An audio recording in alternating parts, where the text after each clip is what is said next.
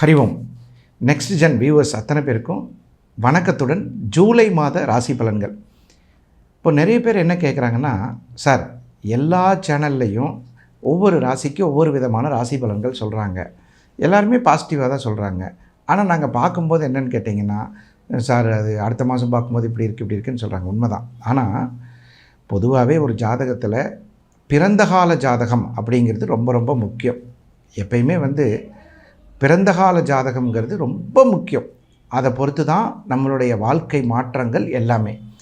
இப்போ நம்ம சொல்ல போகிறது பொதுவான பலன்கள். இந்த பொதுவான பலன்களுக்கு என்ன அர்த்தம் sir? What is the meaning of common prediction அப்படின்னு கேட்டிங்கன்னா,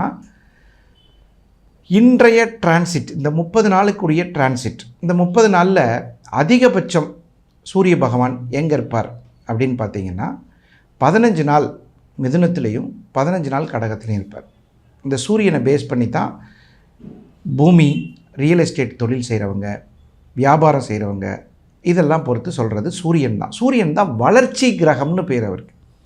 சரி, அடுத்தது சந்திரன் தின கிரகம்னு பேர். சில பேர் பார்த்திங்கன்னா டெய்லி பிஸ்னஸ் பண்ணுவாங்க. இந்த சில பேர் அதை இதில் கூட சொல்லுவாங்க காமெடியாக, சார் உங்களுக்கு எப்படி சேலரி வேணும் அப்படின்னு கேட்டால், தின சம்பளத்தை தினமாக கொடுத்துருங்க, வார சம்பளத்தை வாரமாக கொடுத்துருங்க அப்படின்னு சொல்லுவாங்க. ஆனால் இந்த தின கிரகம் அப்படின்னு சொல்லக்கூடிய பேர் சந்திரனுக்கு. வாரம் அப்படின்னு சொல்லக்கூடிய ஒரு வாரத்துக்கு ஒரு சில கிரகங்கள் மாறக்கூடிய சில சமயங்களில் அமையும். சில பேருக்கு பார்த்திங்கன்னா மாத கிரகங்கள், சில பேருக்கு வருட கிரகங்கள். இந்த மாதிரி ஒரு கிரக பெயர்ச்சி ஒரு மனுஷனுக்கு ரொம்ப முக்கியம். இதில் கான்ஃபிடெண்ட்டாக, சார் நான் ஒரு வீடு வாங்கணும், ஜூலை மாத பலன்களை வச்சு வாங்கிடலாமா? கண்டிப்பாக அந்த முயற்சிக்கு போகாதீங்க. சார் நான் ஒரு தோட்டம் வாங்கணும், சார் கல்யாணம் எனக்கு எப்போ நடக்கும்? இதுக்கெல்லாம் இது வாய்ப்பில்லை. பொதுவான பலன்கள் ஜூலை மாதத்தில் எப்படி சந்திராஷ்டமம் யாருக்கு வருது, எந்த மாதிரி விஷயங்களில் கவனமாக இருக்கணும், முடிஞ்சால் எந்த கோயிலுக்கு எந்த ராசிக்காரங்க போயிட்டு வரணும், இந்த மாதிரி பொதுவான கருத்துக்கள். சார் இந்த வருஷம் நான் ஒரு வெளியூர் போகலான்ட்டு இருக்கேன், வெளிநாட்டு ஒரு வேலைக்கு அப்ளை பண்ணலான்னு இருக்கேன், யூ கேன் டூ. அந்த மாதிரி காமனாக பேசணும். சில பேர் கேள்வி கூட கேட்பாங்க, மேசராசிக்காரங்க இருக்காங்கன்னா திருமணம் நடைபெறும்னா மேசராசியில் 60 வயசில் ஒருத்தர் இருப்பார், 30 வயசில் ஒருத்தர் இருப்பார், நேற்று தான் ஒருத்தர் குழந்தை பிறந்திருக்கும். திருமண ஏற்பாடுகள் சிறப்பாக நடக்கும் மேசராசிக்குன்னு சொன்னால் அந்த 1 வயசு குழந்தை என்ன கேட்கும்? ஏப்பா 1 வயசில் எப்படிப்பா குழந்தை நடக்கும், கல்யாணம் நடக்கும், அப்படிலாம் கேட்பாங்க. ஸோ காமன் அப்படின்னா ஒரு வேலை சம்மந்தமானது. இப்போ பார்த்தீங்கன்னா நிறைய பேர் என்ன முயற்சி, கடின உழைப்பால் சில முயற்சிகள் செய்வாங்க. கடின உழைப்புங்கிறது என்ன? விவசாயத்தில் நிறைய பேர் கஷ்டப்பட்டு போட்டிருப்பாங்க. இந்த பஞ்சாங்கம் பார்க்குறதுன்னு ஒரு பழமொழி உண்டு. பஞ்சாங்கம் பார்த்தியாப்பா, எப்போப்பா இப்போ தேங்காய் வியாபாரம் ஏறுமாப்பா அப்படின்னு கேட்பாங்க. மஞ்சள் போட்டிருக்கேன், ஏறுமா என்னன்னு தெரியல, கரும்பு போட்டிருக்கேன், ஏறுமா, இந்த மழை வருமாப்பா. இதான் பொதுவான கருத்து. இதில் சில பேர் இந்த மேல் நோக்கு நாள்னு ஒன்று இருக்குது, கீழ் நோக்கு நாள்னு ஒன்று இருக்குது. இந்த மேல் நோக்கு நாள்னால் என்னப்பா அப்படின்னு கேட்டால், விதைகள் மேல் நோக்கி வளர்கிறதுக்கு மேல் நோக்கு நாள்னு பேர். இப்போ கரும்பெல்லாம் மேல் நோக்கி தான் வளரும், உருளைக்கிழங்கு கீழ் நோக்கி வளரும், கேரட்டு கீழ் நோக்கி வளரும். இதை நிறைய பேர் என்ன நினைக்கிறாங்கன்னா, இன்றைக்கி மேல் நோக்கு நாளப்பா, அதை செய்யக்கூடாதாப்பா அப்படின்னு சொல்கிறாங்க. அதே மாதிரி யோகின்னு ஒன்று இருக்குது, அவயோகின்னு ஒன்று இருக்குது, யோகினின்னு ஒன்று இருக்குது. இந்த யோகினி நிறைய பேருக்கு தெரியாது. யோகினிங்கிறது வேறு. இந்த போர் போடுவாங்க சில பேர் பார்த்திங்களா, வீடு கட்டுறதுக்கு, அப்போ தான் யோகினியை பார்க்கணும். யோகினிங்கிறதே டிஃப்ரெண்ட் சப்ஜெக்ட், நீங்கள் அதுக்குள்ளே வரக்கூடாது. அப்புறம் சில பேர் பார்த்திங்கன்னா கல்யாணத்துக்கு முகூர்த்தம் பார்க்கணும் அப்படின்னு கேட்குறாங்க. முகூர்த்தம் பார்க்குறதுனா என்ன, எப்படி பார்க்கணும் சொல்லுங்கள்? சார் காலண்டரில் போட்டிருக்கு, பார்க்குறோம், சுப முகூர்த்த நாள் அப்படின்னு போட்டிருந்தா அன்றைக்கி கல்யாணத்தை வச்சு. விவாக பொருத்தம்னு ஒன்று இருக்குங்க. அதாவது விவாக சக்கரம்னு ஒரு சக்கரம். இது ரொம்ப ரொம்ப முக்கியமான விஷயம். நிறைய பேர் இதை பார்க்குறதில்ல.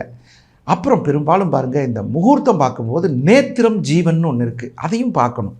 இப்போ பாருங்கள், நான் எவ்வளோ விஷயங்கள் சொல்லியிருக்கேன். கீழ் நோக்கு நாள், மேல் நோக்கு நாள், முகூர்த்தம் என்பது விவாகம், விவாக பொருத்தம், அப்புறம் விவாக சக்கரம். இந்த மாதிரி நிறைய நம்ம ஜோதிடத்தில் பார்த்துட்டே போகலாம். ஸோ இந்த மாதிரி விஷயங்கள்லாம் தெளிவாக பார்க்கும்போது உங்களுக்கு நல்ல விஷயங்கள் தெளிவாக புரிகிற மாதிரி சக்ஸஸ் ஆகும்.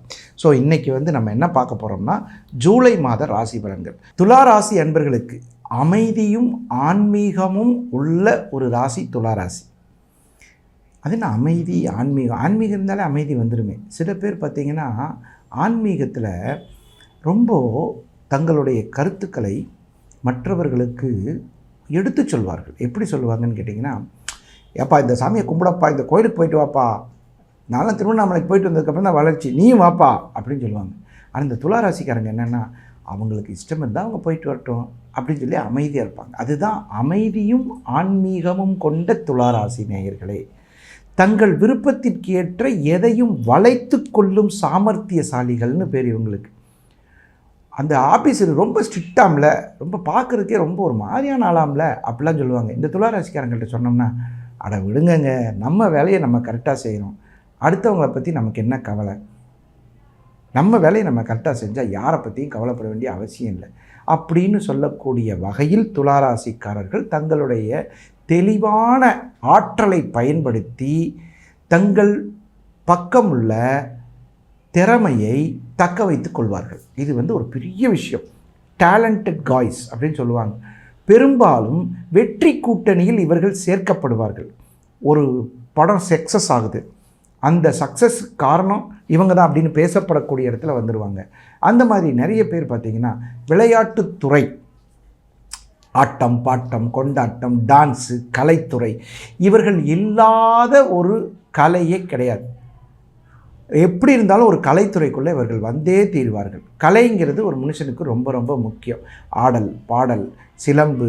இந்த துளாராசிக்காரங்க தங்கள் திறமையை வெளிப்படுத்தி மற்றவர்களுக்கு புரியும் வகையில் வெற்றி கொடியை நாட்டுவார்கள். இதில் எந்த சந்தேகமும் இல்லை.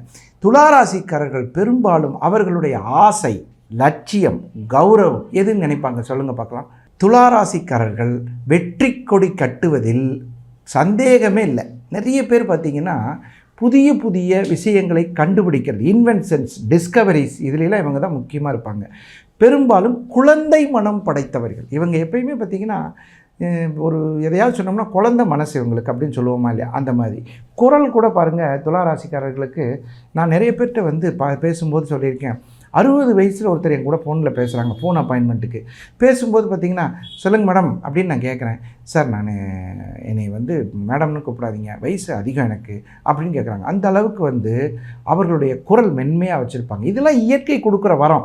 சில பேர் பேசும்போதே நமக்கே என்னப்பா அப்படின்னு நான் சொல்லுவாங்க. அந்த மாதிரி இயற்கையின் வரத்தை அனுபவிக்க பிறந்தவர்கள் தான் துளாராசி.